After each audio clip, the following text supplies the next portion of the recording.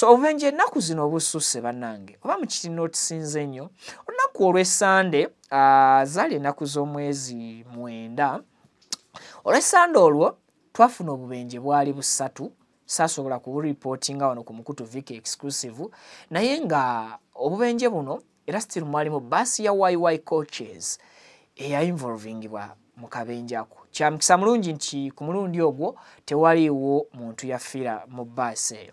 Wabula era ku lunaku lwe lumu olwanga 9 omwezi guno ku Sande basi ekika kya Link nayo yakwata omuliro. Kya mukisa mulungi nti basi eyo temwalimu muntu n'omu era yali ali munda okuleka abaali badduukirira okusobola okulaba nti tekwata muliro yonna oba tebumbujja. Era mu lunaku lwe lumu olwanga 9 May olw'Essande twalaba akabenje ku Mityana Road muno nga mwafiiramu abantu 2 mbulaga. So obubenje ne neebuuza ennaku zino nga bususse kiki ekigenda maaso n'okuba nti kitirimbula abantu nga kiyita mbubenje. Ebimu ku bintu byensoose okukola ne ngamba nti waakiri bino tubitwale ng'ebikulu naddala abantu bonna badiringira mu public means of transport mutwale ebintu bino ng'ebikulu. Sobadde okufunayo ensonga 7 eba ebintu 7 gwe wenna omuntu ali mu public means of transport byoteekeddwa consideringa such that we avoid accidents ezisukkiridde ensangi zino. Obubenje obususse ensangi zino tusobola okubwewala nga tukola ebintu bino wammanga. Ekisooka companies zino okugeza nga YY coaches kuba kati yemu kwezo ezisussizza obubenje ne gye buvuddeko abantu abatamannamanyikibwa muwendo gwabo abafiira oba abasirikira mu kabenje ka bbaasi yaabwe ku luguudo lwa Mukono Katosi tebamanyikiddwa mayitire gaabwe ate famire zaabwe zikyagenda mu maaso n'okubanja emirambo waakiri egy'abaabwe bagiziike mu bitiibwa. Ne poliisi ngenda kuwa sayidi yaayo gyetegeezezza olunaku olw'eggulo. So ebimu ku bintu bye tusobola okukola ne twewalira ddala obubenje ku nguudo kwe kulaba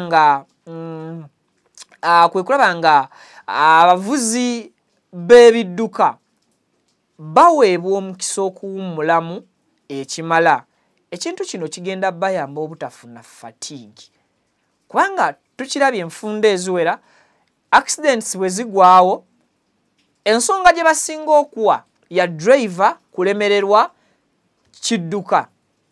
Driver yalemereddwa basi n'eryoka yeerindiggula ennume z'ekigo emmoroka netta abantu. So oluusi aba drivers bano baba abagoba b'ebidduka bano babeera tebawummula kimala ate nga bambi bakama baabwe babagamba babalagira balina okuvuga engendo zino empanvu ne beerabira nti abantu bano olw'okuba nti tebawummula kimala basobola okuba nti balinamu ka fatigue ne baba nga ate tebali stable ku kkubo oba nga tebasobola kuholdinga na kukwatirira bulamu bw'abantu. Ekirala companies zino tuzisaba ziconductinge regular driver medical checks oba gye tuyita DMC. Baba nga abakampuni ng'eya YY coaches basobola okufuna driver avuga abantu abasukka 6 mu basi emu. Lwaki nedda tebasobola kwekenneenya na kwekebejja bulamu bw'aba drivers bano oba bw'abagoba ba motoka zaabwe? Let them conduct regular driver medical checks. Ekyo kijja kutuyambako nnyo okulaba nga obubenje bukenderera ddala ku nguudo. Ensonga endala ey'okusatu, prohibit drivers oba drivers from drinking alcohol before or during operations. Mugezeeko mwe bannannyini buses nga bwe kisoboka okuteekerawo ddala amateeka amakakali kigaanibwe omuvuzi wa motoka yenna okunywa omwenge n'ebiragalalagala ebitamiiza mu kaseera nga agenda kuvuga kidduka oba nga anaavuga ekidduka. Okugeza driver bw'aba anaavuga emmotoka enkya ku makya mu making sure nti amala wakiri olunaku lulamba before olunaku lwagenda okuvuga emmotoka ng'ali soba. Tanyweddeeko ku njaga, tanyweddeeko ku mwenge, takozesezza simanya mayirungi na bukoola. Ekyo kijja kutuyambako okusevinga obubenje ku makubo. Ensonga endala, ebiseera ebisinga ba drivers bafiwelinga emmotoka oba batwala emmotoka zaabwe ku pampu ez'amafuta ne bateekamu amafuta mu mmotoka nga injini y'emmotoka eyo kweri nga bawoza kimumbu emmotoka egenda mu lugendo luwanvu ke bateekemu amafuta engeri gyegenda okunywa amafuta amangi egenda lwawo nga bali ku pampu awo bwe emmotoka egira erinnyisa oil. Please use fuel when the engine is off to prevent fire. Ebiseera ebisinga emmotoka bw'ogiteekamu amafuta nga yinnyini kweri etokota oba ng'eri on, kyangu era chances nyingi emmotoka eno okukwata omuliro. Eyinza obutakwatira muliro awo ku petrol station, but esobola okukwata omuliro ne bw'oba waakava ku petrol station.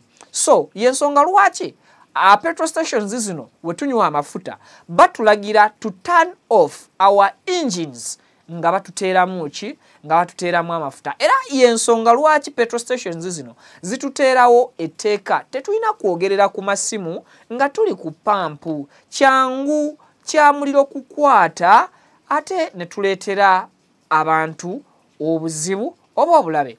Eyo nsonga yakuna. Ensonga ey'okutaano, hire certified drivers familiar with the routes mu making sure mwe bannannyini buses nti mupangisa oba mufuna abavuzi b'ebidduka byammwe kubanga bigenda kusaabaza abantu bangi, ntambula za lukale. Mufune ba certified drivers, abakozi abo abatendekeddwa era balina obukugu mu mulimo gw'okuvuga era nga bamanyi n'enguudo oba nga bamanyi n'amakubo, nti ogenda kutwala driver abadde avuga ku Mbalala Masaka,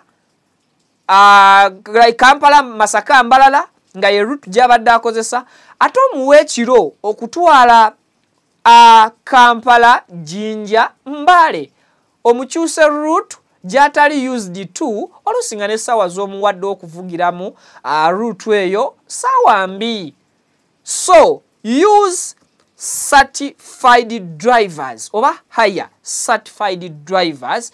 Emirimu muleke kugiwa abaana ba gundi.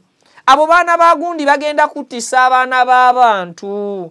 Twekube mutima ey'ensonga naye tugikwateko ebeerere ddala nga nywevu. Ensonga ey'omukaaga, kampuni zino eza bus oba eza taxi oba omuntu yenna aina kampuni etwala abantu abangi, please establish a rapid response team for emergencies. Please tubasaba muteekeewo teams oba obubinja obwanguyirwa mu bibamba ebigwa bitalaze. Kampuni ya Link Buses njebaza eina drones zitambulira mu bamakanika. Link Buses eina double cabins zitambulira mu balina ba communicators abatambuliramuko. Baali bakikola, simanyi oba ne leero bakyakikola, but Link Bus at least eri organized, njiwa credit for that. Nti mulina okubeerawo n'emmotoka mu bitundu ebyenjawulo, nti olina route eva Kampala Jinja Mbale. Make sure mu Jinja muyinawo akamotoka akasobola okwanguyirwa okureachinga out mu bitundu by'Ejjinja ku luguudo olwo, nti emmotoka ni bweba efiiridde wakati wa Kampala to Jinja ow'Ejjinja asobola okukola ki okwanguwa n'ataasa embeera oba okuva Iganga mpaka Mbale oli n'abanga asobola okwanguwa okurescuinga emmotoka eyo n'abantu abagikola ki, abantu abagirimu. Emmotoka emmotoka in case eyabisa omupiira tekyetaagisa ate kuhayalinga baasi ndala kutwala abantu singa mba ne teams zino ezigenda maaso n'okuba nti zisobola okukola ku emergencies zammwe. Ensonga esembayo ate nga nkulu nnyo, monitor vehicle movement in real time. Making sure nti you prevent accidents by monitoring your vehicles in real time. Mucho muteke trackers mu motoka zammwe. Muberenga bano bagayi abapangise motoka mu bibuga.